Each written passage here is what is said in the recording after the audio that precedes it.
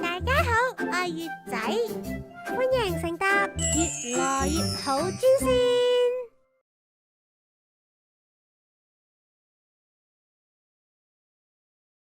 今日我哋遊覽第5條路線首兆陰心經。呢條路線有9個穴位，我哋會從腋窩正中嘅極泉穴出發，沿上肢內側後緣下行，經過手掌面內側，最後到達小指橈側端嘅少沖穴。呢條經脈主要用於改善心、胸、神志以及經脈所經過嘅其他病徵。我哋仲有2位乘客未到，請大家稍等一陣啊吓。仲未到㗎？咦？係啊，唔去啊！你咪去睇下咯。哎呀，我真係唔想去咧，仲有20日就 DSE 啦，我仲有好多嘢都未溫熟，邊度得閒去旅行喎？阿仔啊，我都係為你好啫。你而家背書又背唔入，成日都話背完又唔記得晒，你夜晚又瞓唔着，咁樣溫書冇效率噶。我好擔心你啊！我睇咗啲介紹咧，話呢條經脈咧會對你有幫助噶，你咪聽下咯，順便放鬆一下啊嘛。年輕人，你媽咪講得冇錯啊！中醫有句經典嘅講法，心為君主之官，神明出現，即係話人嘅精神活動主要由心嚟控制。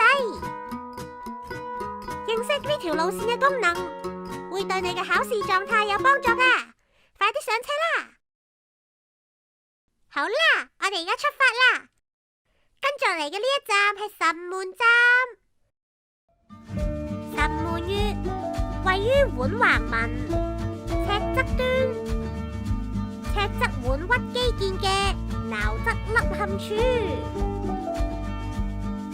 呢個穴位有調節神經、鎮靜安神嘅功能，主要用於改善健忘、失眠等神志病，以及心痛等心臟疾病。按摩嘅時候，用手指公小幅度旋轉畫圈按壓神門穴，當用於改善睡眠時，可以喺睡前按壓。哦，睇嚟我真係需要咁多啲神門穴先得啦。係啊，唔單止係咁，如果你喺考試嘅時候感到緊張，心跳特別快，仲可以按壓一下我哋即將到達嘅少府穴。輕輕握拳，無名指同手指尾指端之間嘅位置就係少府穴啦。呢個穴位主要用嚟緩解心悸、胸痛等心胸疾病。我記住啦，多謝你啊！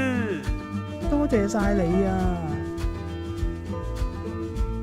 好啦，我哋今日嘅旅程就到此結束啦。感興趣嘅朋友可以繼續同我一齊遊覽守太陽小腸經。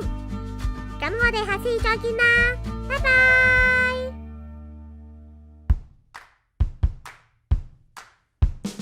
手足陰陽臟腑神經脈，食按穴位心得更做作。